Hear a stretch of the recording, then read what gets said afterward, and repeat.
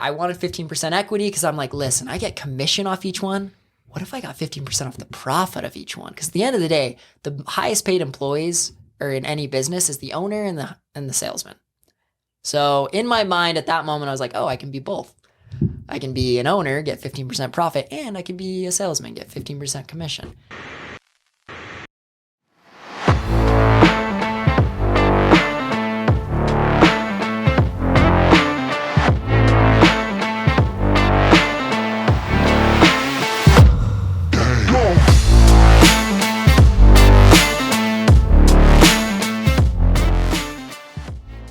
This episode is brought to you by Big Storage Ventures. We are now inviting you to team up and partner alongside us. We bring our experience hunting storage deals and maximizing the self-storage asset to provide our partners with cash flow, tax benefits, and appreciation, all in one recession-resistant asset. Leverage our sister company, Big Ben's Moving Service, to fill your facility and give you an edge over the competition. Reach out to bigstorageventures@gmail.com or DM Big Storage Ventures on Instagram to team up.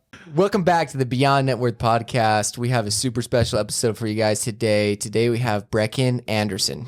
Not only did Brecken scale Sparks coding to a huge level, but he did it in a way where he put his priorities first. There's a super cool part of the story where he traveled to Europe after selling his company.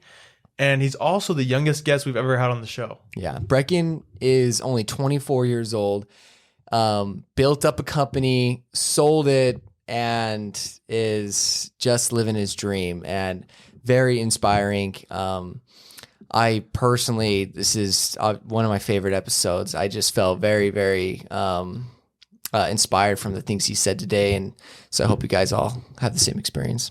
We're glad to have you on, man. We were just saying how you're our brother's age, and you're the youngest guest to ever be on the Beyond Net Worth podcast. Really? Which is really exciting for me. Yeah. This is an honor. Yeah, no, we're really excited to have you. Like we were saying before, my little brother Cameron, he was telling me about you because I don't. Did you talk to him? Do you talk to Cam still? We met up the other day at one of my friends' houses. Okay, just recently. So this would have been. Yeah. Okay, so it's been a few weeks ago. He's like, man, my friend Brecken, he's super awesome. He's got this, this cool experience, or he was really successful, and telling us about how you sold your company, and it was just really awesome. So he's like, you should have him on the pod. Well, like a week or a couple of days later, Ben's little brother Matt told him the same thing, and so we had to make it happen. Well, I'm excited to be here. Like, it really is an honor. I can't express that enough. Yeah, so maybe Ben, unless you have somewhere to start, but I don't know you as much. It's we actually met for the first time just a few minutes ago, which I'm grateful for, and but I kind of want to hear the story. What happened, and that's probably what you're going to say. But yeah, please. Yeah, I want to hear the story. So we'll just let you take it away. Dive into my story. Yeah, let's dive in. I guess I don't know where to start, but in short, I guess I can start by introducing myself. Yeah. I don't know if the pod fans know yet, but my name's Brecken Anderson. I'm an avid Christian. I've got a love for life, business, specifically real estate and adventure. I've grown up here in St. George and experimented with quite a few entrepreneurial journeys and failed a lot of times, and had a few times where I was fortunate enough to succeed. One of which is my concrete coatings company I started that you referred to. It was pretty much my friend and I knocking doors and hand grinding floors for the first few months. How old were you at that point? So I had been home from my mission for 6 months. So I was 20 or 21. No, I was 21, about to turn 22. Okay. Keep going. Okay. And, my friend and I were both in college. This is right before COVID started. I remember we were in, my family was actually in Hawaii, and we got the news that COVID has broken out and everyone's stuck inside their homes. Oh, man. Yep. And at that point, I was already kind of sick of school. I knew I wanted to be an entrepreneur from the beginning. That whole idea of freedom has always been a dream of mine.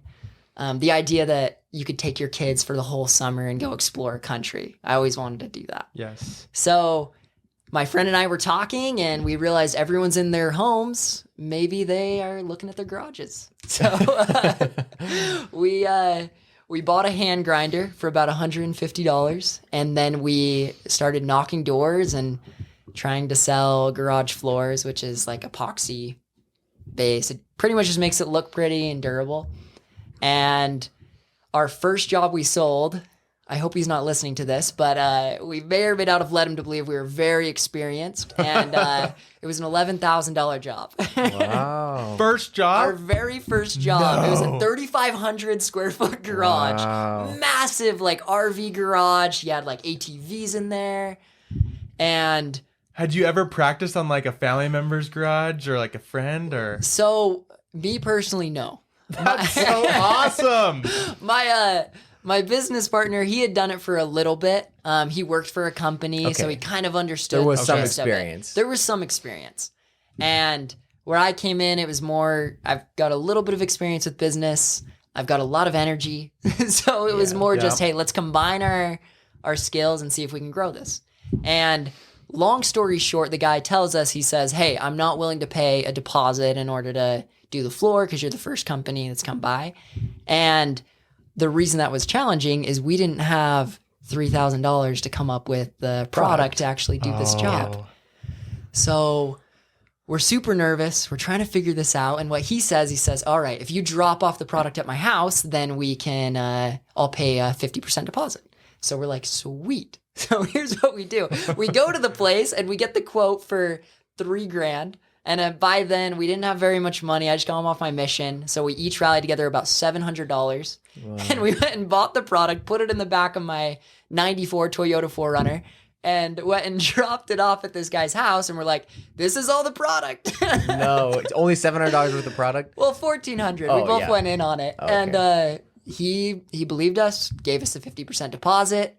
And luckily that $6,000 covered enough to rent a big grinder, pay one of our friends to let us borrow his truck. And it was funny. The grinders weigh about 500 pounds. Okay. Wow. The newer ones that they have now, which I'll jump to that in a sec, they're around 1,300 pounds. Huge machines. Yeah. Just like a giant lawnmower, but for garage floors. And we had to lift it up into the back of the truck. And I'm not a Ben Gott person. Anyone that's watching, they can see it was very difficult to say the least.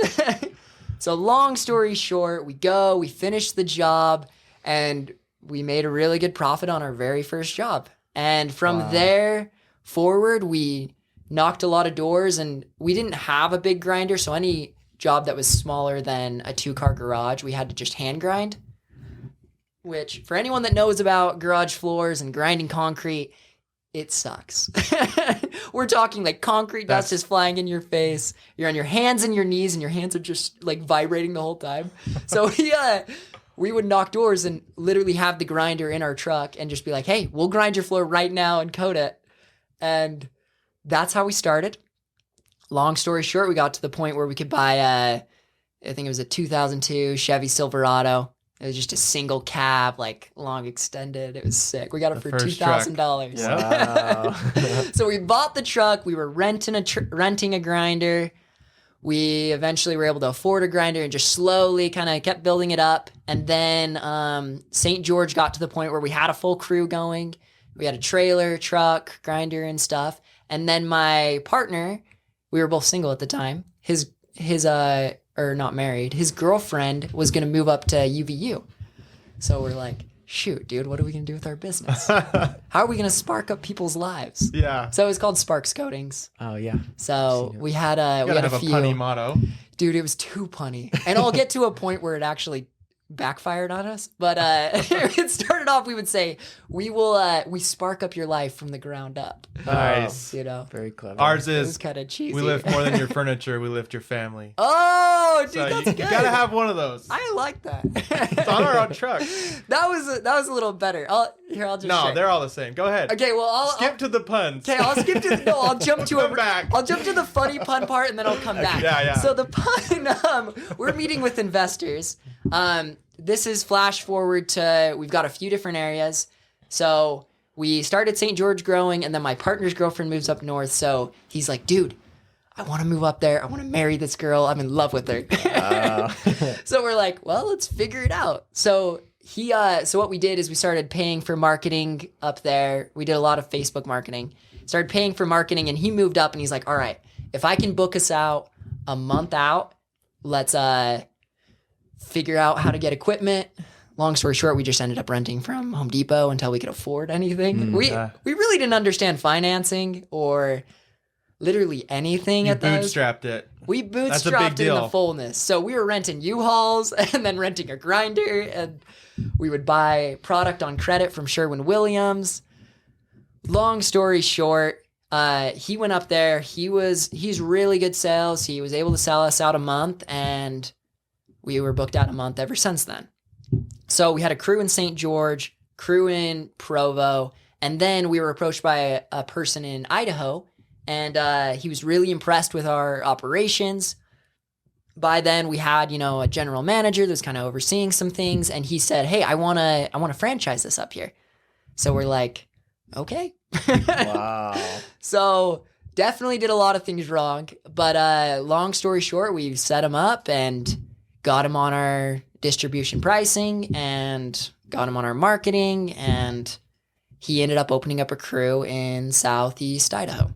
And yeah, so that was kind of where we grew. And then eventually we opened up a crew in Salt Lake. So we kind of had those 4 areas that were our main areas that we were growing. And now let's get to the funny pun part. Yes. So now we're meeting with these investors. And keep in mind, it sounds like this is very glamorous, but we also made no money during this process. You were reinvesting it all. We were reinvesting. This was in a matter of a year and a half, tops. So we were just like, boom, we made $1,000. Let's buy another thing. Let's buy this. Yeah. Let's invest more in marketing. Cause we always had the vision of sparking up the world, Yeah.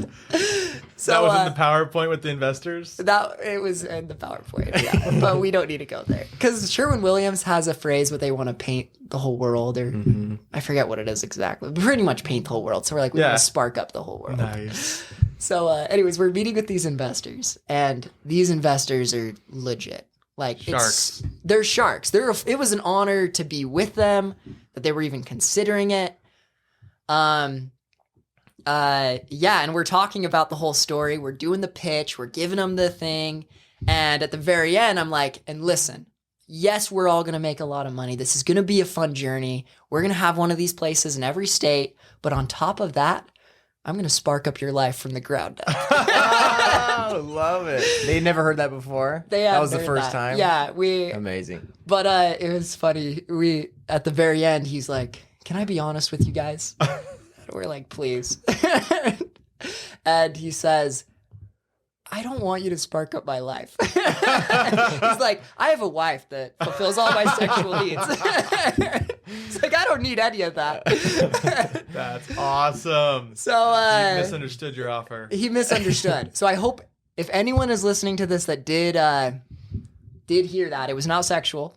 I was single at the time, but that was not the case. Now you know why you had so many widows calling you for concrete coating services. You have no idea. They want you to spark up their lives. You actually have no idea how many old people loved us. Yeah. We would get into one of these older communities and we'd end up doing the whole neighborhood, which was fantastic. But they would just come out, they'd watch us, and we would. Yeah. Well, just a side note on that. First of all, that's who has the discretionary income, and that's who cares about their garage. Yeah. That's true. That's the demographic that cares what their garage looks like. Yeah. And cares that their garage is just as nice, if not nicer, than their neighbor's garage. Yes. Keeping up the I mean that jokingly, but But not. but they'll go around oh my gosh, you see so and so's, their garage looks so good, and then but also it is a way for them to spice up their lives a little bit, is to make those improvements, spark their lives. That's right. I was gonna say that, and I was thinking it, and then I was thought the sexual and I was like, okay, but yeah, but it's it's fun for them. Yeah, it's true. But yeah, it's super fun for them. So it's really cool. And then, like you said, I thought it was really cool. You kind of taking advantage of the Corona economy in a way. And that kind of makes a question I had was maybe a little bit more in that process. Why concrete again? you guys and your buddy, you decided, is it because he had experience doing concrete, or did you guys play with more than one idea to go into business with? So let me just take you back to kind of where we were at. So my buddy, his name's Hunter Davidson. He is honestly the biggest stud in the world. So he was extremely smart, loved business. He was only a year older than me. If you want another guy on a podcast, I recommend him, because where he's got Sparks at right now is actually even better. Wow. And they're actually on track to do an acquisition that is fantastic. He lives up in North, but I'm sure we do Zoom interviews. Did he marry that girl? Yeah. Okay. They've got a baby. Oh, yeah. Congratulations, It's the Hunter. cutest little kid. Right, Yeah. Hunter? He might listen to this. Tag Hunter. Shout out to Hunter. Yeah, shout out. But anyways, okay, so this is really far back. Right. We both were crushing on the same girl. Oh. To put it shortly. College? So I was in college. He was just met her from Institute. Yeah. He was working full time. The girl he married? No. Okay, different girl. The girl Different you girl. married. But to Not the settle girl. Okay, neither It's a of you completely married. different girl. So basically, this is what happened. That girl invites me and him both to go, what is it called? Basically, into caves. There's a word for Caving. it. Caving. Yeah. No, there's The verb. No, it's like When a glamping girl or- invites two guys into her cave at Well, one it was a time. group. There's a word for that. Spelunking? Spelunking. Oh, That's what spelunking. it is. Because it was legit. We were going deep into this cave. She had to get a permit. It was like a group of 5 or 10 of us. It was a the big Bloomington cave? group. Yeah. Yeah, that's awesome. Yeah. That's a bucket list. If anyone's listening to this that lives in Southern Utah and never done the Bloomington Cave, you gotta go. Yeah. It's amazing. Why don't you take me? I've never been. I will. Okay. There you go. Let's do it. Splunking after. After the show. Getting the Keep Jeep. going.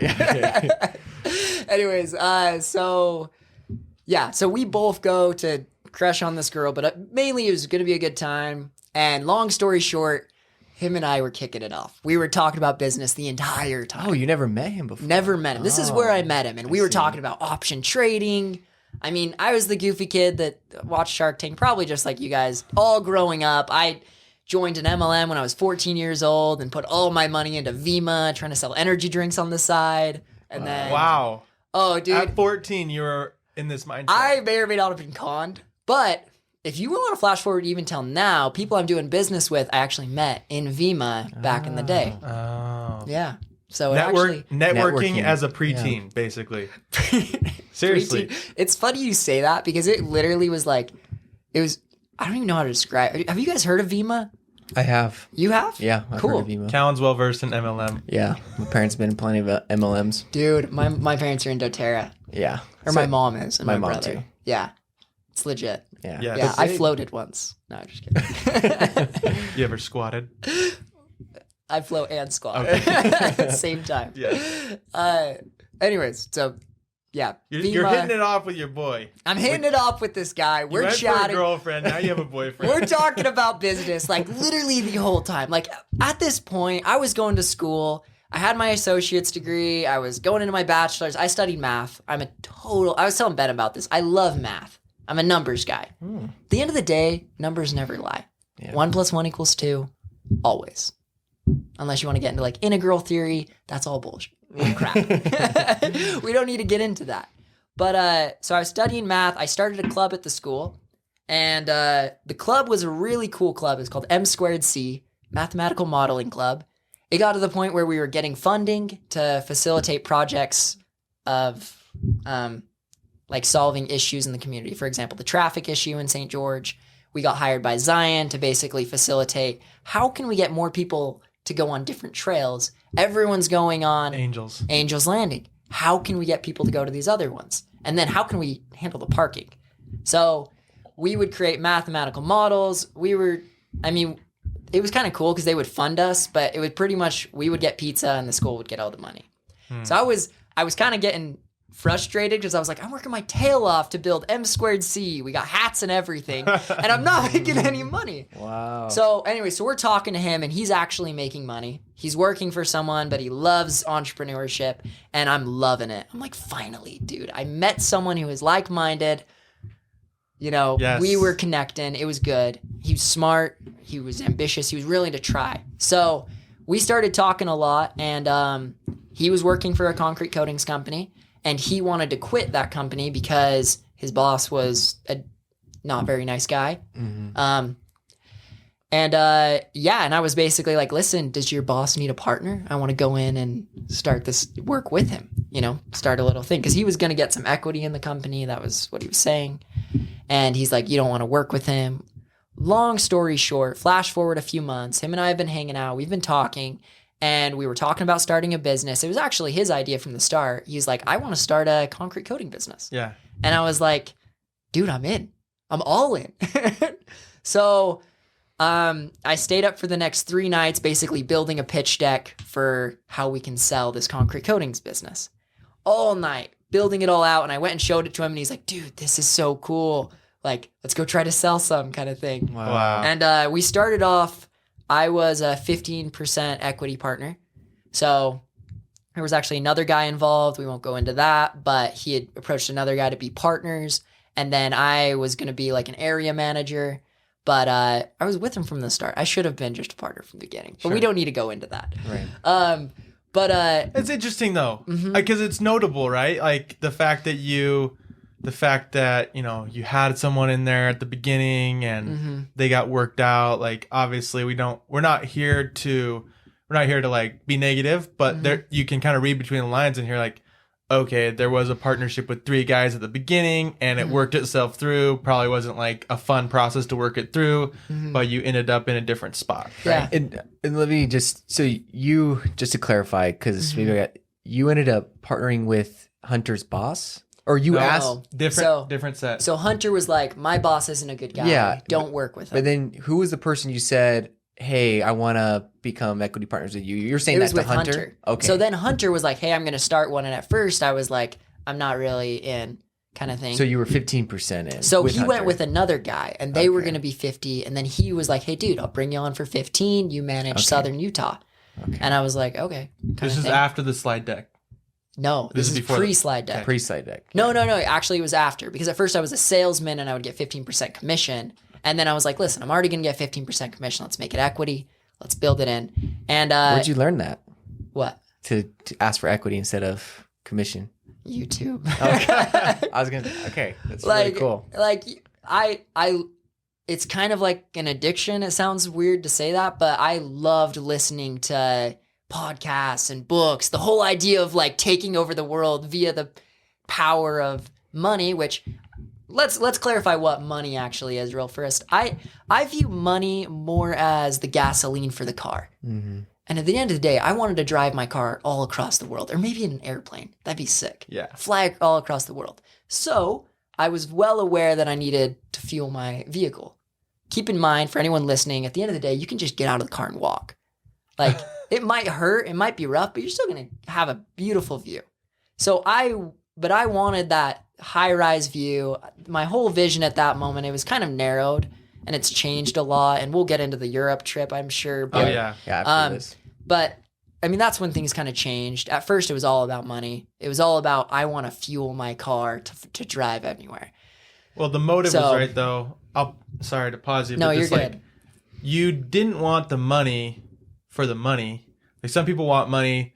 Like, if you're using your money as gasoline, some people just want money to pour gas on themselves and show that they have a bunch of money. You wanted to get to experiences in life. You wanted to fuel a life of freedom, right? I think that's a key to point out with your metaphor is like, you realize that life's about the car, life's about the journey. You just have to have gas to get there. It's like a byproduct of what you're really after. Yeah. Keep going with your story. Yeah. Yeah, like there's a guy named Los LeBlanc. He's a YouTuber, but he does a ton of videos in like Bali, Indonesia. Yeah. And like that was my dream. I was like, wow, I want to own a villa in Bali, Indonesia, so my family can go there and we can surf and snorkel and just like explore, memories. Yeah. So anyways, I wanted 15% equity because I'm like, listen, I get commission off each one.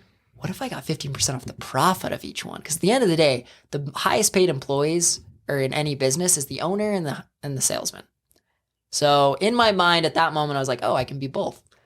I can be an owner, get 15% profit, and I can be a salesman, get 15% commission. So that's how it started.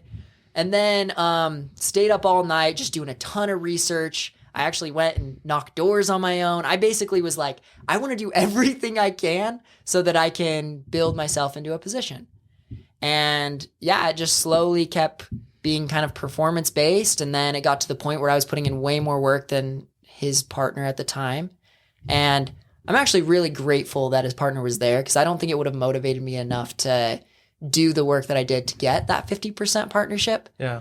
So yeah, because I put in a lot of work. I set up the marketing. I created our logo. I went and got us business cards. I mean, kind of the mundane part about the business, but did a lot of that stuff. And slowly we got to a point where we're like, okay, we need to like buy a truck, for example, or things like that. And it was like, okay, are we going to invest our own money and not make any money on this business? Are we willing to not make money on this business to make a lot of money in the future? That's what it ultimately came down to. So I subsided my commissions for a little bit, and we split 50-50, got the other guy out, and him and I were in it together from the beginning. Awesome. And did he go away easily into the night, or was it like was there a struggle, or was he like, yeah, you're probably right, I'm not doing anything? He was actually really respectful. Yeah. So he was aware that I was doing a lot more work. Yes, there was a little bit of a struggle. He wanted to still retain some equity, but it ended up being just clean. Hunter and I were 50-50. Okay. Yeah, sure. So that's fortunate. Yeah. That there wasn't a lawyer or anything like that. Crazy. Oh, yeah. We were actually, I'm so grateful we never got a lawyer. Eventually we got to an insurance case, but we can get to that later. But anyways, lots of ups and downs after that. Hunter and I obviously were able to grow it to the point where we had an investor coming.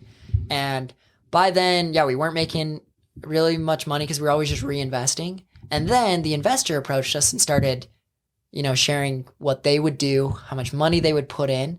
And we kind of just realized everything that they're sharing, all their ideas, which were really good ideas, because they gave us their game plan of how they're going to bring us from X to Z. Mm-hmm. And we kind of just looked at each other and we're like, we can do this ourselves. Yeah. It's So- the risk of You bootstrapped it, which is a key thing, right? Mm-hmm. Like listening to you talk about how you rented U-Hauls. Mm-hmm. I've rented hundreds of thousands of dollars of U-Hauls. And it's just like, until you get there, you have to, if you're not going to take out a big loan, you have to rent, right? Or something else to get along the way. How you rented the hand scraper, how you went to the store and like put it on loan or whatever you did. You can buy it on credit. On credit? They're like, hey, pay us back next week. And we're like, okay. Yeah, all right. exactly. We're like, please pay us with the clients. But That's what it takes, right? Yeah. Because a lot of people aren't gonna do the bootstrap mentality because they feel like everything has to be perfect. Mm-hmm. It's like you said, you started with the 2002 truck. You had to lift your 500-pound grinder in the back of it. You couldn't afford a trailer yet, right? So a lot of people would say like, "Oh, I would do a concrete coatings business, but I have to save up the money for the trailer and the grinder." It's like you can rent a grinder and you can lift it into the back of your truck. Borrow a truck or whatever you did the first time too. Totally. Yeah. Yeah. And that's kind of what the eye opener was with Sparks Coatings. It was just anything we really want in life in general, we can get. Like if you want to start a business, like you can get into it. I'm not going to say it's going to be a fun journey, but it's definitely rewarding. Yeah. So it was super rewarding to meet with these investors, and they obviously were very impressive. It was honoring to like learn from them. And yeah, we ended up going a different direction. And then we had another investor group that was interested. They're total studs. They were young entrepreneurs, kind of like us. They're your guys' age. Oh, wow. One of them actually was in your grade. I don't know if I should share his name, but he's actually I will. He's a total stud. Yeah. Yeah. Warner Rigby. Oh yeah, he's in Nate's age. Yeah. Yeah. Total studs. Warner is a stud. Yeah. They started something called Theos Capital, and they were doing awesome stuff, and they wanted to be equity partners with us and help scale it. Long story short, I mean, hindsight's 2020. We probably should have partnered with them because theirs was a very favorable offer, and it was a lot of sweat equity. They had a lot of experience between their group of 5 versus the heavy investor that would be a lot of capital and basically just be on a board that would advise you. They actually were going to be hands on the ground helping us grow. Yeah. So we obviously we turned them down and started growing it from there. And we basically told ourselves after meeting with the investor, we need to start paying ourselves. We both were married at the time, and we were like, we need to just set ourselves up on a salary. Like, we can't make X amount this month and then barely any this month. So we were in a good spot, obviously financially. So we set ourselves up on a salary. We were growing. We had a general manager that was doing fantastic, and we we're getting into the routine. And I'm sure, as you guys know, once you get into that position, your entire job is putting out fires all day, dude. I was a fireman in the fullest. Like, I would like pick up a phone call and someone would be pissed, and I'd be like, all right. And then next phone call, all right, hey. And they were just so mad all the time. And so, I mean, it's good because honestly, you learn so much from it. But in the moment, it was so stressful, so taxing. Like, we had, for example, a gallon of epoxy, or what we used, which is called polyaspartic. It's the liquid that we use on the floor. Yeah. It's a liquid container, and each one of those things costs about $115. We ended up starting a supply company. We can go into that if we want. So our prices is different, but it's worth $100 to say the least. Sure. And what happens is when you have 16 guys, in 6 different trucks going out into different people's homes every day, those things spill all the time. And they stain everything. They're a pain in the butt. If they spill on your driveway, you have to either tear up that concrete or coat over it. So we had a few situations where, one of our clients or one of our employees is walking with the gallon, trips, gallon falls, splashes on the concrete. The lady's pissed. We then have to pay to get the whole concrete replaced. Yeah. Tearing out, replaced. So we had a few of those. And then, I'm sure as Ben knows, on a scale that big, it just keeps going. I was getting to the point where it was no longer fun for me to run this business, to say the least. Like, for me, business is purely just a game. Yeah. Like, it's really a game. Like, we were playing Monopoly at the end of the day. Yeah. Like, you honestly are. Like, especially if you have that mindset and you free yourself of the pressure and you treat it like a game. Yeah, you can start to open up your mind and say, all right, we can take a little risk here. We can do this here, and you brought up stress, and what you do is you build up a little bit of a tolerance to stress because you're not focusing on, you're not focusing on the emotion of it. You're handling things with a lot of calmness and dignity. And I always like to say, like, you're triaging, you're just handling the problem because any sort of emotion isn't going to help you. Right. And so that's what you built up, but it can still be taxing. Yeah. And I wasn't good at managing stress. Like going back to doTERRA, I would like literally dump peppermint on my wrist and just be like, please. Like, it was not good for me. It wasn't good for my relationship with my wife at all. Like, we were, 8 months into marriage, and it wasn't fun, like, to say the least, because I would work, 80 hours a week. I was driving to Idaho once every other week. And then I drive to St. George, just always driving. And then, the shipment got stuck. The U-Haul or whoever was shipping our product, got stuck in, Colorado. We have to now drive to Colorado to pick up all our product and bring it over here. Anyway, just a lot of, and not that these are bad things, but the position I was in my life is I was looking at some of the people I admire. I have a lot of people in my life that have taught me so many things, and they were, older age, 60, and they're well financially doing great. And they were just now, going on a trip with their wife. And not to say anything's wrong with that, but I was like looking at my situation, and I was in a very good financial situation, and for example, I remember one of my friends invited me to go rock climbing. I love rock climbing. At this time, my wife and I are living in Salt Lake. We were overseeing that area. That kind of became our headquarters. Yeah. Salt Lake, Provo. So I was living there, and one of my friends invited me to go rock climbing, and I was like, I just don't even have the energy to go.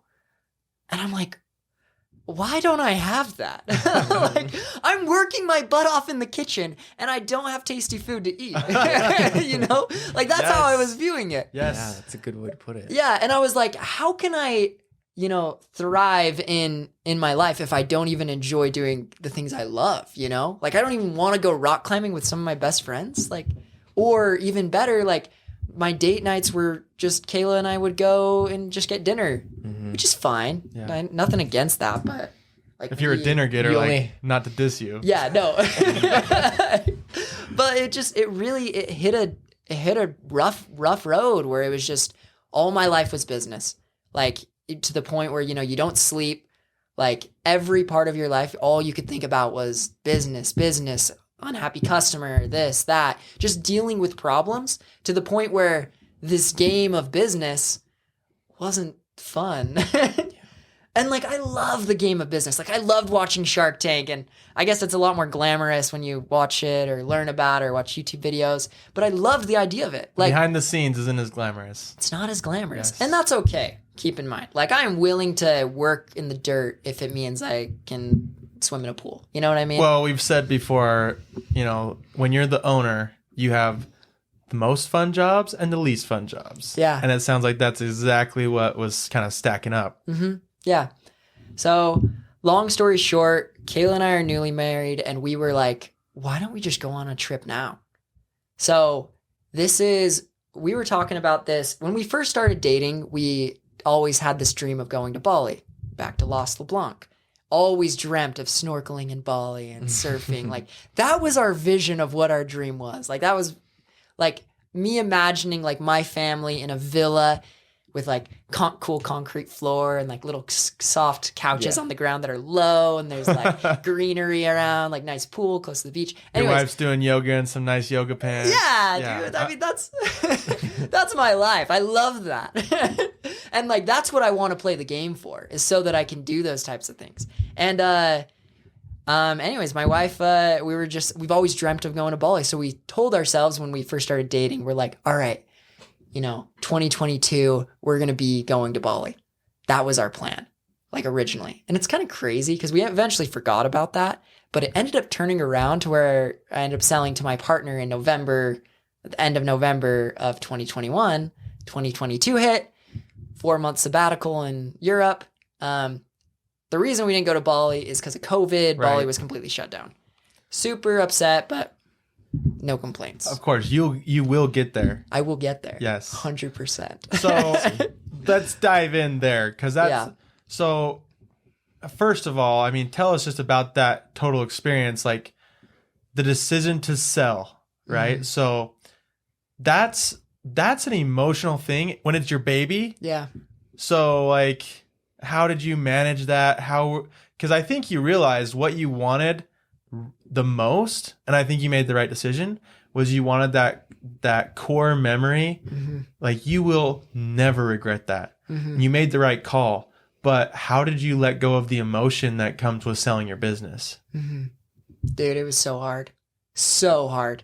I feel like the hardest part was actually more the separation of my business partner, Hunter. Yeah. Like I know that's weird to say, but like that was the hardest part, was telling him where my decision lied. Yeah. So first it started off with, I mean, you hit the nail right on the head. I wanted memories with my wife. Like we honestly, like money, yes, is the gas for the car. But at the end of the day, like you can make anything work. Like for example, my grandpa, him and his brothers went to the World Fair way back when. And they're from Idaho. And I was talking to him about his journey. Where was the to do World that. Fair at located? It was in Seattle at this time. Okay. I don't know what year it was. But anyways, him and his brothers couldn't afford to go there, fly, drive, whatever. So what they did is 2 months prior, they started driving, and they would stop at farms and work at farms for 2 weeks. No. And then they'd go to work. And like, in my mind, I was like, that is so cool. Yes. And it's like, what did they miss out on as far as like financially staying in their town in Ricks, Idaho, or Idaho Falls, wherever? And it's like, okay, maybe a few $1,000s, maybe a better stance. But I would argue that the memories created, and then also just the refresh of life would come back from that just so much more exhilarated to crush it in whatever they did. And they honestly did end up doing very well in their careers. But anyways, it was just a cool idea that I was like, they wanted to go to the World Fair, so they made it happen. Yes. And Kayla and I, we wanted to travel the world, so we made it happen. Yes. And so that was the first decision, was we wanted wild memories together in our young age. We knew once we had kids, we couldn't really do this. So we didn't have kids. We were financially I'm hoping you stable. can. I have my first daughter coming. I keep telling my wife we're going to try. I'm sure you can. I shouldn't say that. But the game changes. Yeah. It totally I'm does. not sure we can. I hope we can. There is definitely things in Italy that we did that we probably couldn't do with kids. Right. Like we would go to the train station and Like just, the nude beach. we did end up on one. Not on purpose though. Well, and you hear Europe, they don't like kids very much. Like you can't go to restaurants and certain places. Like I don't know if you've heard that before. I haven't been. I Yeah. just heard. They're going to have to suck it up. Yeah, they gotta Keep get going. over it because Ben's going. You got on the train once. So anyways, we would go to the train station and just pick a random place and go. And like, it was wild because you didn't no idea what you were going to see, you know? And it was just like those type of memories that we created together, like never forget. Never, you know? And like, yes, I look at Sparks right now and they're doing great. Like they're in a really good spot and they're continuing to grow and you missed your baby. You really do. But I would not give it up for the memories I've had with my wife. Right. So how did I detach myself from that to eventually make the decision? Oh, I have no idea. I mean, there was a lot of pondering and praying and like ultimately I made the decision firsthand with my wife that, hey, we want to enjoy our honeymoon age, you know, the first year or two of marriage. Like we wanted to enjoy that. So, we had the idea of going to Europe. Well, originally it was Bali, but then, we found out COVID because we started doing research and, found out Europe was open. We didn't think we were gonna have to get the vaccine. Long story short, ended up having to get it. Let's not go into that. Yeah, my wife actually got way sick from it. We had to go to the ER. What? Dude, it's like those horror stories. But I don't want to go into it because honestly, I don't like politics. Yeah. But long story short, I made the decision with my wife and I was firm on it. And honestly, she guided me through the whole thing. So I knew firsthand I needed to tell my business partner that I wanted to transition to exit. And I called him and I explained the whole thing. We were way good friends. So literally it was broken down. We talked all about it. Him and I we've had those moments where you go way in deep on so many different topics just because it's weird how much time you spend with your business partner. Yeah. We're realizing that as we start the podcast. We've spent like 10 times as much. No, 50 times as much time. Yeah. Yeah. So Totally. how did he react? He was so good. Like literally like he could not have reacted better. Like full support. Really good to say the least. Yeah, like at the end of the day, like any relationship, they want what's best for you. It might be hard. Like he might, in anything. It's just like an employer too. Mm-hmm. You might have an employee or an employer that they'd feel really they'd miss you obviously, but they want what's best for you. Mm-hmm. I said that to one of my guys yesterday, just sidebar. This guy, he's working like 4 jobs, all part-time, and he doesn't sleep. I had a one-to-one with him yesterday. I was like, hey man, like if you have to quit this job to be healthy, you have to do that. Like I'd rather you quit the other jobs and stick with us. And I'm going to do a couple things to make that happen. But I'm not going to let you keep doing this to yourself because he's working 80 hours a week. He doesn't see his kids. He doesn't see his wife. He's tired on the job. He always works nights and days.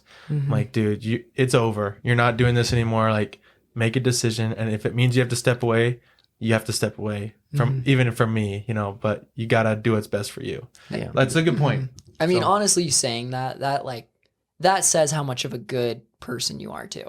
Because back to like Hunter, like the fact that the way he dealt with it was It's a so good sign. good. Oh, Of who he is. and it also made me feel better about the decision too. He's like, listen, at the end of the day, like I want what's best for you. Yeah. And like, he's like, yes, I'm sad that you're leaving the business and stuff. Yeah. And everything that goes with that. It was a little complicated. You have to go through, you know, getting yourself off the entity. And then of course, you know, what purchase or like how much Your is agreement, it worth, you know, things like that. Like that was it was actually very smooth, but I mean, of course it's not a fun thing. It could have gone sideways. That's awesome that it went good. Mhm. Yeah. And it was just like you with your employer, like, or your employee, like he was so good about it. Yeah. So yeah. Anyways, I started off just calling him, and I was just like, dude, this is where I'm at. This is my situation. Kayla and I have been pondering and praying about this. We feel as though this is the move. Like, what are your thoughts? And he was all for it. Full support. So, yeah, I mean, I signed an NDA, so we can't go into like details about like how that went as far as financially. But anyways, we made the split. I was in a good position at a young age, and Kayla and I it was so weird because it was like, you know, December when this thing's finally finalized, Christmas rolled around, and we're like, we did it. I know that sounds goofy, but it was like, wow, like we told ourselves January of 2022, like we wanted to go, and we're here. Wow. Like, I'm not a huge believer in like universe manifesting, things like that. But holy cow. Like, But I believe in doTERRA. I believe in doTERRA. And I believe good things come from those that shoot for it, you know, just go for it. And true. like, it was weird, but I think it was subconsciously in our mind. It was always the goal. And like, we always like we would love to like plan like way cool trips. Like, for example, when we first started dating, on a Sunday, we booked a flight on a Wednesday to go to Puerto Rico together. Nice. And we tried to get all our friends to go. Ended up just being her and I. Ben knows exactly how that goes. I'm sure your parents Ben's were tried super lots happy. of fun trips that no one can go to sometimes. Sometimes they make it, We though. can make it sometimes. Yeah. I mean, I'm not surprised that other people couldn't make it, but it was like, that's our type of relationship, is like we love exploring and creating memories together, like cliff jumping in the middle of the night. Like, for example, if we want to talk about leading into your question, like where am I going now? So I turned 24 on Saturday. Happy birthday Saturday. Thank you. Last I appreciate Saturday. it. Last Saturday. Happy birthday, man. Thank you. Your birthday pod. I appreciate it. Birthday pod. Sounds like a baby pod Yeah. or something. But anyways, so awesome birthday. Way fun. But Kayla and I chose, you know, that year, you know, 24 hit. We're like, all right, let's set some new goals. Like, what do we want to do this new year? And it was more personally for myself, but she wants to be we're a part of each other's lives, of course. And we're like, what would be something super rad to do this year? Yeah. You know, up until next August. And we came up with a sweet idea. At least we think so. We're stoked. Do you guys want to hear it? I want to hear it. Okay, so you guys are going to think it's cheesy, but have you ever heard of Ozaki 8? It's random. It's from like Own it, man. What is it? it's from a movie that was like not as popular, low production, but basically it's based around fulfilling at least the Ozaki 8. I'll go into what our version of it is going to be. Ozaki 8 is reaching nirvana, is what it's about. Oh, I know Nirvana. Yeah, so you've heard of nirvana. I mean, have you heard of Misogi by chance? Well, there's levels you have to go through to get to Nirvana. Yeah, well, Misogi's different. It basically comes from a Japanese tradition where you go on an extreme excursion. The goal is you have a 50% chance of living or at least finishing. So in Japanese tradition, back in the day when you were 12 years old, they would go put you in the woods like 50 miles away. Yes. You had to return and survive, and then you would jump into cold water. Misogi. I've heard of that. Anyways, I'm obsessed with them. Like, Kayla and I, while we were in Europe, we did a Misogi, and basically it's all personal. You know, like whatever your Misogi is, like maybe your Misogi is just running around the block. I don't know. Yeah. Ours was super cool. We wanted to grab a rock from the bottom of a mountain, carry it to the top, place it on the top, and then run down into the Mediterranean Sea and dive in. Whoa. It was a full day thing. It was like 15 miles or something, but it was just rad. Like, it's weird how like spiritually enlightened you feel after pushing yourself past that point. Right. And anyways, so we want to fulfill 4 Misogis throughout the year, and we want to base them out the elements. I know it sounds cheesy. I love Fire, water, wind, and He's a big fan of Avatar. Last Airbender. Really? Yes. Dude. I'm Well, a there huge you go. Airbender fan. Okay, well, I'd love to hear your He's the opinion. number 1 Avatar fan. Number one. One of my goals, not the number one, probably. There's probably a bigger fan than me. Maybe one of my brothers is a bigger fan than me. But one of my goals is to watch, and so is my brother said the same thing. Britton said the same thing. So it's not that we're copying from each other, but is to literally watch all the Avatar: Last Airbender series with each of my kids individually when they're of age. Wow. I've heard him say I that goal respect- like 10 times. Meaning like they're old enough to understand. I'm really looking forward to it. That's awesome. We don't have to get into that, but they just teach some of the hardest lessons in like the funnest way. But they're amazing. It's just I love the show. Anyways, That's awesome. so I think that's really cool. For me, it's kind of weird that they're blue people. Not the blue that Avatar. Yeah. That's cool. My wife likes I that think it's Avatar. awesome. The new water one's coming out. I know it's She- gonna I think the OG real avatars are better, but we don't need to go into this. Right. Anyways, I'd love to hear your opinions. So 4 Misogis based around the elements. You already did rock. No, Earth. we're starting fresh. Oh, okay. Completely fresh. So Earth, we're trying to decide. We want to do like Kings Peak. Ideally, I wanted to do Denali in Alaska. It's the highest peak Why in America. not? So the hard thing is I have to wait till the spring. So the goal was to do one every 3 or 4 months. So I might still do it and just cram them all into spring and summer. Yeah. But anyways, yeah. So climb a high peak. We haven't decided. And then wind. We want to sail through the Bahamas. I've always wanted to be on a sailboat. So Sail like to the Bahamas. sail through the Bahamas. Like get a sailboat. You got to ask Burke how to do it. Right. Did you Yeah. already talk to him? I talked to him a little. Okay. Yeah, super cool. But he told me during the middle of the night in the middle of the ocean, the stars are unbelievable. You can't see the barrier between ocean and sky. Wow. Yeah. So anyways, I want to do that. Water. If you guys have seen Chasing Maverick, you know how he gets on the paddleboard and swims between the 2 islands? Yeah. So I want to do something like that. Okay, that'll be legit. Yeah, I don't know. Anyways, That's it's intense. just something fun. Like something like we also talked about even just going like kayak backpacking where you like float down the, Colorado River through the Grand Canyon, Yeah. you camp, you keep going. Just something. Well, you know? that's a good one because when I watched that, I'm like, man, it's a cool feat, right? Something to accomplish. You'll have to grow Yeah. your hair out before you do it. Oh, 100 well, I actually am growing my hair out, but that's for a different reason. Okay. My wife wants us to be male and female Thor for Halloween. Oh, I don't know if we'll in get there. 2020, like how long is it gonna take? I have no idea. 2023. She As long wants as it it this takes. one. I'm like, it's not going to grow that long. As long as it takes. So we'll see. I don't like long hair, so I don't know if I'll get that far. This is the farthest I've gotten so far. Anyway, so yeah, and then fire. We haven't decided because that's a hard one. We thought about Volcanoes. We thought about volcanoes in Iceland, or in like Guatemala. You can hike to volcanoes that are semi-active. Sometimes Maybe go to Kona. some like tribe and you could do like a fire. That'd be thing. cool, You could walk somewhere. on coals. Oh, that's a dude. good I've idea. tried that. That does not work. Anyone? Well, at Just to least walk slow. is that the secret?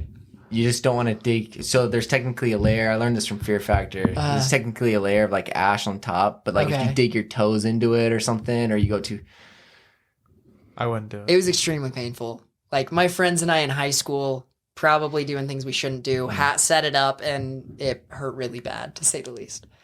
So I don't know if I'll do that, but maybe that's the Volcanoes. secret. Volcanoes. Volcanoes are cool. Or we thought about switching it for like sky or like sun and moon and doing like a moon one where you do it during a full moon. You go on a cool hike or something. It was just something still wild. a cool idea. Yeah, just something like a cool idea to Get yourself send out. Because as far as goals, like let's say goals financially, like I've got some pretty big financial goals, and they actually get me really excited, but they don't get me as excited as these other ones, like Well, the Misogis. Think you know? of like, I'm more envious of a person that's traveled the world than someone that's just swimming in money.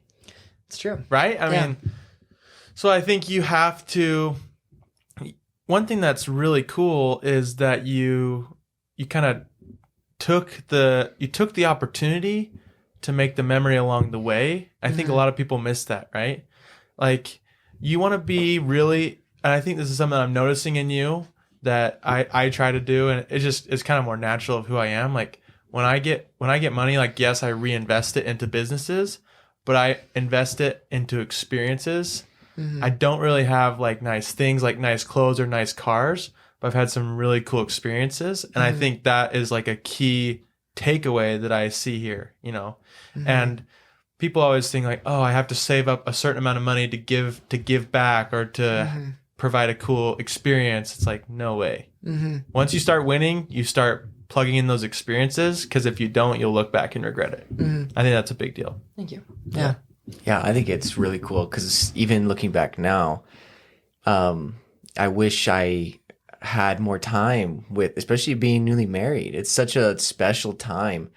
And I had this conversation with my wife the other day, and it's kind of sucks that at least from my experience, that like we got married while I was in school, and so I was so hyper focused on doing well in school and working really, really hard in that and the long hours and all that stuff that I just, during that special time of like when you're first getting married, I had to sacrifice tons of time away. Like I had to like be like, okay, I got to study. Like it was so hard to do, but like I got to lock myself in this room and I'm going to study for 3 or 4 hours or get this stuff done for whatever. And it just would have been really nice to have that vision that you have and to do that, because it really is a big deal. So it's really cool you got a chance to do that. I mean, honestly, like you guys are a few years older than me. I don't know how old you are, but you're still so young. Like we're going to live till what? 90, maybe 100, 120, some people say. You've got so much time. Yeah. So much. Like my wife and I, we want to... Sounds like Gary Vee. Gary Vee. You know Gary Vee, dude? I know Gary Vee. Yeah, he's all over. I don't like him. I mean, I like him, but he's just too much to handle. Oh, he's way too much. But he's like, if you... he's all full of F words, dude. Like, if you don't use your effing 20s to effing screw up every effing day, so your 20s are for messing up. You don't need to worry about making money until your 40s, like me. Like, yeah. So well, like I even see you've got your Marcus Aurelius book on your shelf. Right. Like Marcus Aurelius, I forget his exact quote, but he talks about how the mundane and the boring parts of life should be your favorite. And and the reason he says that, I know that's butchering it, but he's talking about how all these dumb little things that happen during your day, like let's say you're watching Avatar with your kids. Mm-hmm. Like that's a goofy part of your day, like that's not a big significant moment, but well, maybe it is, sorry. But mundane things it like matters only to him. Eating cereal with your wife late at night, waking up in the middle of the night. He's like, if you can't learn to enjoy those things, then you're going to live your life in these 30-minute blitzes like the rest of your life. And I'm paraphrasing what he's saying. We should open up his book, but it really talks about like for example, The Subtle Art of Not Giving an F by Marcus something. Not Marcus. Anyways, that book, he talks about how like, why do we choose to, identify our lives based on significant moments when in reality, our lives are identified by how we are living right here, right now in the moment. Like the only thing that matters is us right here. Like I don't want to put scary things into perspective, but you could drive and get in a car wreck and die. Or you could drive and listen to music and reach home at your family. Yeah. Like anything can happen. Like we had a huge thunderstorm, like out of nowhere. Like it was kind of wild, but like anything can happen in your day. And if you're not choosing to live in the now, then like, what are you waiting for? Yeah. So anyways, on the stance of like looking back and being like, all right, would I do something different? Would I change anything? Like maybe I do a few things differently, but in reality, I wouldn't want to change anything. Like the past is past. Like what's going on right now, right here in the, like sitting and talking with you guys. Like that's why I love the podcast. Maybe it's the microphone, but it forces us to be so present. Yeah. Like so present. Like we're on camera. You guys aren't going to play on your phones while we're chatting right now. That's a great point. Yeah, true. And it's like, how could you take that same mentality that you're having right here at the podcast to eating breakfast with your kids? And it's like, who's to say that won't be the memory that you'll miss when you're 80 years old and they've got their own kids? I'm a strong believer that when I'm 80, I do believe I'm going to be very wealthy, but I would give that all up to come back to this age. Because right now is so special. Like you having kids that are in their youth, like that's so special. How old of kids do you have? I have 2 kids, and one's turning 3 in October, and one's we had her in January, so she's just a few months. That's freaking awesome. It's special. Yeah, like that's so special, and like those are moments that like you are never gonna relive. You will never relive 5 minutes ago. It's like right now is all that happens. So, anyways, take that podcast mentality of being so present and like apply that into your life. And if it's your work, like choose to apply it into your work. If it's beyond network, if it's you're a freaking janitor, you work at Home Depot, if you do summer sales, I really don't think it matters as long as you're striving to live in the moment and be the best at whatever you do. So when I was 17, I was in, sounds pretentious, but it's called Success Academy. You guys Yeah, familiar yeah. with it? For sure. Shout out Todd Smith and Parker Ritchie. Yeah, there we go. Oh, yeah. We got buddies in Success Academy. We're major nerds at the end of the day. So I'm a major nerd. Oh, way And ahead I of own the it. curve. It was, in the moment it sucked, because we would miss basketball games to be studying for college kind of thing. And like, because I had that, I was fortunate enough to do some internships because I was technically a college kid. So it was the summer of me being 17, going into my senior year, and I did an internship in Irvine, California.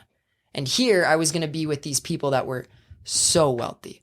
I'm talking like they're the people that have yachts. Yeah. Goofy idea. It was a macro loan company called Five Arches. They do macro lending via bonds through insurance companies. They basically invest for insurance companies into lending for development companies. So like construction loans would go through them. Yeah. And anyways, and in my mind, I'm like, wow, I'm going to meet these people that have made it. These guys have made it. These guys are mega wealthy. They've got their ivory tower office. And it was really cool because while I was there, I was given, I was on the analytics side. I'm a math guy. So I worked with the analysts and I became really good friends with the head analyst. And then because I was good friends with him, he would bring me in to meet with all the owners and stuff. I learned so much, don't get me wrong. That's awesome to get in a war room like that. Dude, it was a huge blessing, to say the least. But what I realized being in that war room is these people that are so wealthy. Like, I can't say that enough. Very successful. We're missing something. Like a huge thing. I'm like, dude, you guys like fly to Park City like whenever you want. Like, Yeah.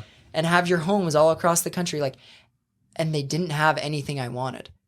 And it was a huge mindset shift. And like, that's when I realized I'm like, okay, happiness really doesn't come from money. It doesn't. And then I had and then we take a flash forward. I went on a humanitarian trip in Guatemala. And I just want to show these two different contrasts to kind of put into perspective that how now, no matter what your circumstances are, now is the only thing you can control. Your reaction. What does Stephen R. Covey say? He talks about the separation between an action happening on yourself, your reaction, or no, that blank space, and then your reaction. That middle spot is your last freedom. It's the last thing you can take or you can control. So anyways, I'm in Guatemala and these kids are poor as can be. They're orphans. Dude. And they're super poor. Obviously, we are the most blessed people in the world, especially here in St. George. There's so many good people. We don't need to go into that, but we are so fortunate. Yeah. Like our first world problems are, I don't know. Anyways, our socks are still wet from putting them in the dryer. Yeah. That happened the other day and they were wet. My wife was like, hey, put those back in the dryer. Anyways. Tragedy. But anyway, so we're there. We bring a ton of shoes, a ton of clothes. We're doing humanitarian stuff, this privileged thing that we do. And we're there and we're having fun. And we're playing soccer with these kids. Keep in mind, we brought a ton of clothes and stuff. And they're all these orphans. Parents left them. They're in this orphanage. And we're playing soccer in this dirt field. And we finish. And so the soccer field is sitting on a level. And there's hills that kind of go around it. So you're kind of in this little bowl. And I'm sitting at the bottom and the kids are sitting up on the top. These kids are laughing. They're having the time of their life. And I look up and I see on the bottom of this kid's shoe that he's got no sole. His shoelace was tied around the bottom of his foot. And you could see his bare foot. And it was tied up on top. And yet this kid's laughing and having the time of his life. Flash forward to these miserable guys that are drinking wine in their office and have a little putting ring in the corner. And I just realized that, like, really money doesn't matter. Yeah. Like, it really doesn't. Like, it is gas for your car, but you can get out of your car and walk and have the time of your life. Mm-hmm. Some of the funnest times of my life have literally been hiking where you don't have a car. Yeah. And it's free. Relatively to get there. Parks sometimes screw you with like a $10. They sneak them in there. I love it, man. But anyways, and yeah, it was just like, okay, these kids had buckets of shoes that we brought for them that he could have picked up. And he was so grateful for where he was at right now that he didn't even think about grabbing a new pair of shoes.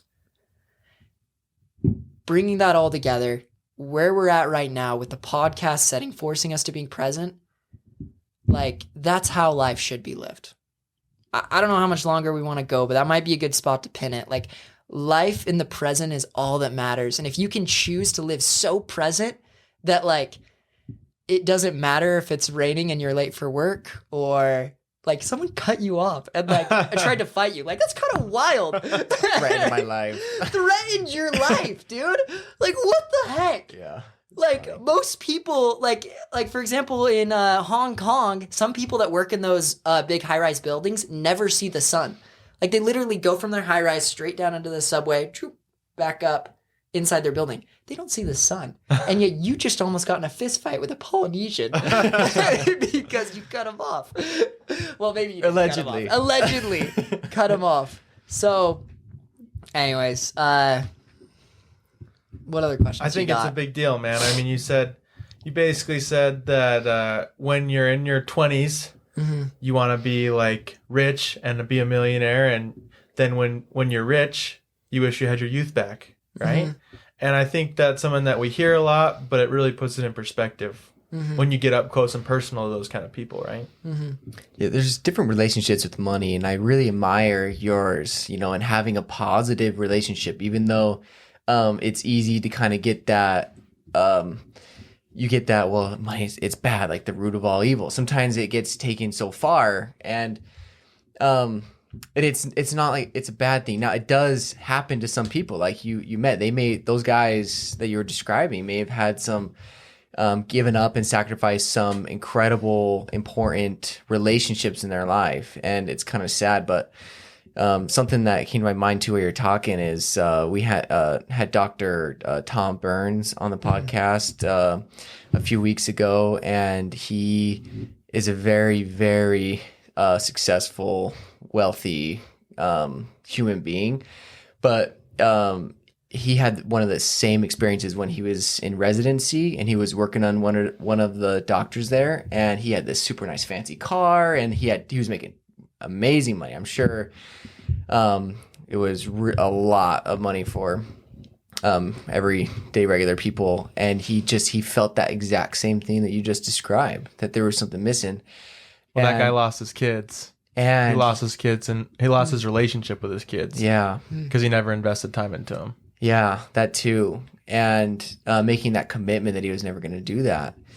And it's just, so it's really inspiring. Really, just, I feel very uplifted from this conversation even. So I really appreciate it.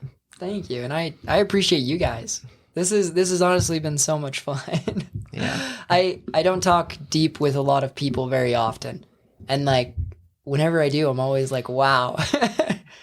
It's so good. Yeah. So I know there's a lot of things. I mean, we didn't get a chance to get into like the whole supply business and the franchising, and then just like a small recap, because you turned down all those investors, right? And you guys just kept doing your own thing, so you never did sell to any of those investor groups so you turned all them down. Yeah. And did the supply chain company where they was that a partnership too with Hunter?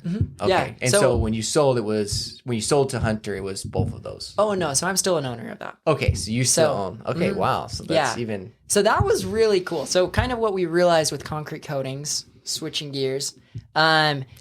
So concrete coatings, you have to buy a lot of product. It's very heavy product and then labor. So all the product is held by either, as far as local companies, Sherwin-Williams has a flooring division called General Polymers. And then there's like XPS. There's a few other companies, Desert Polymers. But they all obviously get pricing a lot cheaper. So we originally we just wanted cheap product. So we're like, how do we get cheap product? So luckily, we're young and people seem to like us. So we went into those like Facebook groups and started talking to a ton of people. People really liked us. They liked our story. And we got slowly in connections with a company called Concrete Armor. And they are a distributor of the product. So we basically became a wholesaler. So in order to become a wholesaler, you have to, quote, start a supply company. You have to get different licensing and things like that. So we just wanted cheap products. We had 4 different areas that all were using. I mean, we were spending, how much was it? Anywhere from 30 to 40 grand a week on product. So we're buying a lot of products. So we're like, dude, if we bring this down 5% or 10%, we're making another 12 grand a month, you know? Yeah. Like, so that was our mentality, was just, okay, we got to get cheap product. We'll just sell it to ourselves. And then we wanted to separate the companies. So what we did is we set up the supply company. We said, hey, we're going to sell to everyone in the area. We just sold to our own company, Sparks Coatings. So we started Sparks Supply and did a little bit of a markup just so that we could build business credit in Spark Supply. Honestly, if we slowly learned a lot of things, and speaking with the investors, we learned about credit and how you can use credit to leverage to make a lot more money, to say the least. Right. So our buying power got really big. So there's a warehouse, it's in Springvale, and it's just stock full of all the product, all the epoxy, everything like that. So that's our Spark Supply company. And we just wanted cheap products. So Concrete Armor, we then got really good connections. We became friends with the owner. And then we got in touch with Tazos, who is the person who actually makes the product for them. Oh, and then we started making product our own. So we're the only ones that use it, but Sparks Epoxy. You could if you wanted to. Yeah. Right? Someone else. Yeah, I guess we could sell it. I mean, but so we just sell it to ourselves. But so that company, pretty small. We literally just sold it to ourselves, and we slowly just built up. Oh, that's another thing with business. Honestly, being a good person goes so far. Are you guys familiar with Og Mandino, the greatest salesman in the world? Heard of it. He's got a book. It's an old one. It's honestly like 200 pages. It's my favorite book. He talks about 10 scrolls. Anyways, his whole mentality is basically like become such a good person to where you can look at the person that you're selling a product to and say in your mind, I love you. Exactly. Have you heard it? Yeah, I have. Yeah. I do now. Yeah. I remember now. Yeah. And it's like, that's what our goal was. You know, with Og Mandino, with Sparks Coatings, of course, in theory, it sounds nicer than how it played out, but you wanted to get to the point where you could say, I love you, and, you know, do good business. So we kept doing that with, we followed that mentality with everyone we worked with. Anytime we started working with other concrete coaters. Oh, here's another cool thing about business. So we got to the point where we were doing really good marketing, really good sales. That was honestly what we were so good at. Between us 3, we really weren't that good at doing garage floors. But we were really good at marketing, really good at sales, and you loved the customer. We loved the customer, and we were so nice, and we always made sure they were happy, and we would always make sure it's right, but there are better companies out there. So we got to the point where we had too many sales than we could actually fulfill. It's a good spot to be in. Right. So we were going to start another crew, but we didn't have the 50 grand to buy another truck, buy another trailer. Keep in mind, all our crews now had trucks, nice trailers, really high quality grinders that are stand up. And it's kind of funny. They have like chargers that you can plug in and you can watch movies and stuff while you grind. Wow. I mean, we're having like when we would do like warehouses that are, 8,000 square feet, and you're sitting on a grinder for like 6 hours. Wow. So we would just pay a guy $15 an hour. He'd watch a movie and push the grinder across the floor. Anyways. That's brilliant. So we got to the point where we couldn't do as many jobs as we were selling. So what we did is we found other companies that were phenomenal at fulfillment. They could do garage floors. They were the owner operated, amazing work. Back to like kind of when Hunter and I were actually on the floors. Yeah. Because no one cares as much about the floor as the owners do. So we found these people that were really good at fulfilling, and what we would do is we would just basically subcontract them to do it, and then give them the product, which we obviously provided. So they're like, oh wow, I'm getting this product for free, and these guys are subcontracting me at $2.50 a square foot. But in reality, we're selling at $5 a square foot, and we're getting a huge discount on product because we supply it. It's a win-win. It's a win-win. When you're when you're own business owner like that, like doing sales is something you just do not look forward to. Totally. You want to just get your jobs done, and you just wish work could just keep coming in for you. And we had really good customer support. So customers would call in, instant answer the phone, which is not common in service-based industries. If you want to crush it in service-based industries, I promise you can be a millionaire if you want. You literally just need to answer the phone and be nice. Yeah. Like, read Og Mandino's Greatest Salesman in the World and then answer the phone when people call you. And, like, you will be successful. So, anyways, that's what we were good at. Grew that. And then, yeah, so I'm still an owner of Spark Supply. Into real estate now as well. So those are kind of your income streams. Yeah. So, and then I'm doing real estate with my brother. So that was another thing when I exited is I realized I want to only work with people like Hunter, with people I trust, people I would want to hang out with my family and their family. Yeah. And who better than my brother? And my brother's so smart. Davis is amazing. The whole Anderson family, very shrewd, real estate, very smart, very integrity is a big part of what they do. So they got a lot of cool real estate deals coming through the pipe. Totally. Yeah. So, I mean, after the Europe trip, I mean, to be completely honest, I was ready to jump back into the game. Like we went on our sabbatical. You know, we actually still go on a few different small things because we want to keep the lifestyle that we've worked so hard to obtain. So I was looking at what jobs provide that. And also, what jobs can I keep learning?